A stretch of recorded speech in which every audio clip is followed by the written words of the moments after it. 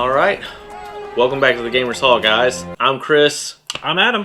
And today's topic is part of our new guidance for the DM series. So we're going to be giving the 10 tips for a new DM. Yeah. This is going to be for those people that are on the fence about starting out a DM, and maybe this will help you go ahead and jump that fence and dive into being a DM and having fun with it. And stick around to the end of the video, guys, because we are going to be giving away the D&D Essentials Kit. So stick around to the end of the video to see what you have to do for that. Yep. But let's get into it. Yeah, let's start. Tip number 1. Use only the core rulebooks until you are comfortable adding more. And maybe no optional rules. What's really important for the starting DM is that you are not overloading yourself. You are making sure that everything you can see in front of you is there. You don't have to worry about anything extra. You don't have to worry about weird mechanical plays from this and that and how that works. And you know that everybody starts off with these core rule books. So everybody's on the same page. You all know what you're doing, and that's not too much for you. Yeah, and since you're new, it's a way of you keeping it simple for yourself for you to gain the experience. Yeah. Because it's you leveling your DM up. Number 2, in the DMG, you should read chapters 1, 3, and 8 are the most important chapters to read for a new DM. Read the whole one. But the reason why we pick these 3 chapters is because understanding them allows you to really DM the game. 1, the chapter lets you understand the feel of the game. How do I want it to feel and go? 2 is where are we going? What do I need to build in order for it to get from point A to point B? Chapter 8 is how the game runs. So you get your feel, you get how, and you get what you need to do to make it work. And fully understanding these 3 chapters is a great way for you to make your first campaign successful. Tip number 3, read and know the rules of combat. Yeah, combat is inevitable, and it's also the thing that happens the most for DMs, especially new DMs. Combat will pop up a lot. Players just instinctively want to beat something up. So knowing these rules and just having a really good understanding of how they're supposed to work will make those combat as quick and easy and allow you to maybe later build upon that to have more interesting combats. Tip number 4, don't go overboard. Start simple. Maybe 2 quest options for the group. Yeah.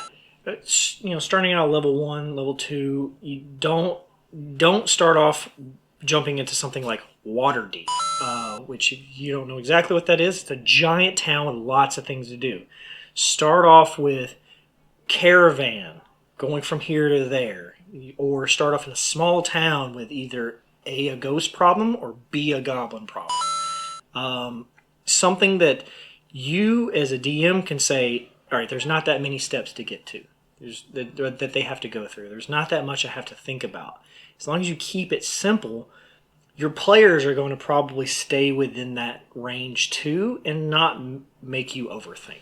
Yeah, and plus if you let them know that you're a new DM ahead of time, that is going to hone them in that we need to keep it simple for our new DM as well. Yeah. Tip number 5, do not start with a Sandbox style campaign. Maybe use a module. Yeah, this kind of comes from the other point, but it's different as in Sandbox campaigns allow for no direction. And as a new DM, you need that direction. You need to understand where you're going so you can build your story. Sandboxes don't allow that. It's all improv. It's all and the players will really play with that or really give you a hard time because they're like, well, what's over here? Well, what's over there? What's over here? Don't do that. And a module is a great way to keep that from happening. And it gives you all the material you need, really, to run that campaign. The next thing is don't prep too much. Yeah, this goes with the the old adage of if a player can ruin it, they will. If you prep too much, half the stuff you prep usually doesn't get used. Yeah, I can't tell you the number of times I've prepped for something and I've just had to put it on the sideline. Like, oh, I spent 2 hours prepping this, and they went right when I was 100% sure they were going to go left. Prep your major events you need to happen, that you want to happen, and then maybe prep a couple of side things that are around it that facilitate getting to one or two of those major events that you want to happen. As long as you can keep it simple in those, it'll allow you to guide the players towards what you're wanting. The more you prep, the more you'll start giving options. And as a new player, you don't want to give, or new DM, you don't want to give too many options. Right. The next thing is take notes on your plot points. Yeah, and this is a note, like, if you're a great note taker, that's awesome. Write down as many notes as you want to. But what this is a plot point of what the players did at these major events. Things that happened, who they talked to, or what they killed, or what they took. Like, make sure you have a note of that, because it will come up later in your campaign. Players will use that. You can use that. I mean, I'm a terrible note taker, but I take note of when exactly something significant happened in the campaign and make sure that I can call back to that if I need to. Yeah, and honestly, I mean, the better notes you take, the better you'll be ready to answer players' questions and give them the information that they're looking for. And there's nothing more frustrating than when a player asks you a question and you're like, hold on, guys. Also, notes are very useful for later campaigns. You can go back and reread these notes and say, oh, they did this when I did that. If I tweak it this way, maybe it'll get a different thing that happened. Yeah. A different response. And that's important. Notes can help you a lot. All right. So the next one is going to be accept your mistakes and learn from them. You're going to make mistakes. It's going to happen. All the time. All the time. I almost killed this man session 2. And I was like, that's my bad. I made a mistake. I misread something. I had to take it back. Yeah. And it's fine. If you say you make a mistake, you just go, hey, guys, totally made a mistake. Let's rewind that. Rewind that real quick. And that's fine. Or later on you go, look, group, I messed up. Next session we're definitely going to change that. But I messed up and I won't do it again. Making mistakes is fine, and it's what makes you a better DM in the long run. Make some of those mistakes. Let them happen, and then learn from it so it doesn't happen again. Yeah, you have to make mistakes in order to be able to learn and be better. Yeah. It's just the natural flow of things. That's correct, yeah. The next one is ask the players how they felt about the session when you're done, and do not take it personally. Yeah, this is really important because feedback for what you're doing is important for your learning. This is like the notes, but this is getting notes from players, not what happened, but this is just understanding what you did mattered. So being able to actually talk to your players and just get how they truly feel is important. Yes, and don't take it personally because, all right, the first time I ever DM'd for my group of friends, the guy who normally did the DMing basically told me how much of a trash DM I was. I threw monsters in there. It made no sense. The storyline was garbage. I took it to heart, and I didn't DM for a very long time after that. But him saying those things and the things that he did actually, later on when I started DMing again, it made me a better DM because I focused on those things that he said, and those were the things that I needed to work on, and it made me a better DM at that point. Yeah. The next thing is going to be okay asking for help. Yeah. If you don't know how something works, ask. It's just that simple. You don't know how a mechanic works? Say, hey, do you understand how this works? Ask. Hey, do you know anything about Cormare? we're in Forgotten Realms and you guys are heading towards that direction. I don't know what to look up for my research. Do you know something that would be nice to look, for me to read? I don't understand how these hobgoblins should function in combat. Do you have some ideas?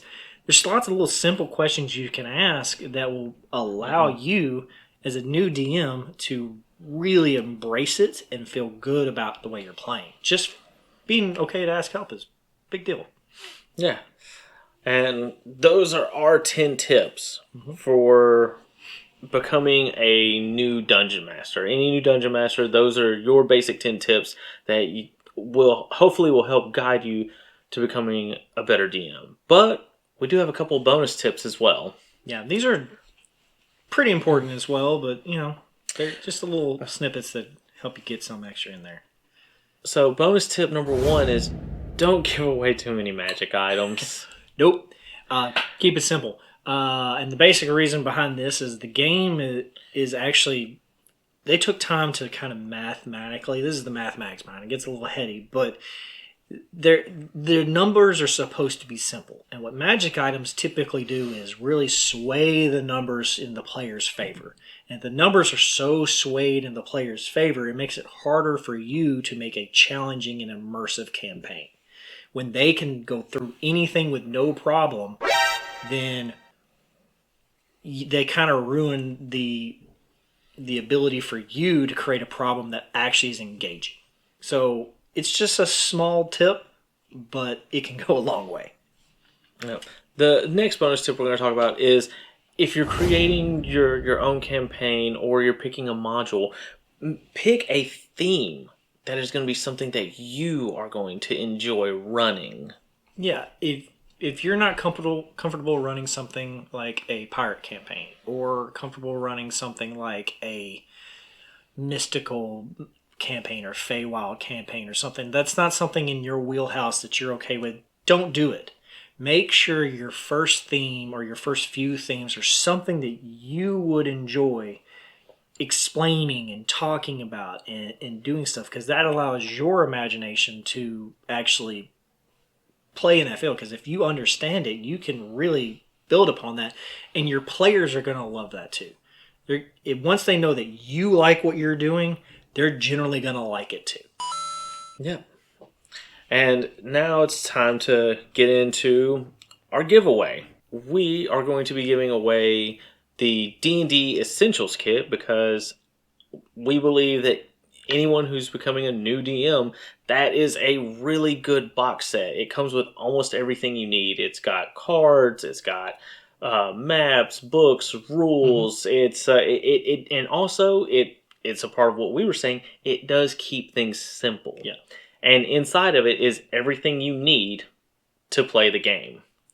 So if you guys want to be a part of the giveaway, all you have to do is like, subscribe, and leave a comment down in the video. Yeah. And 2 weeks after the day we air this video, we will we'll do a random draw, and we'll get in contact with you, and we'll send the Essentials Kit to whoever the winner is. Yeah.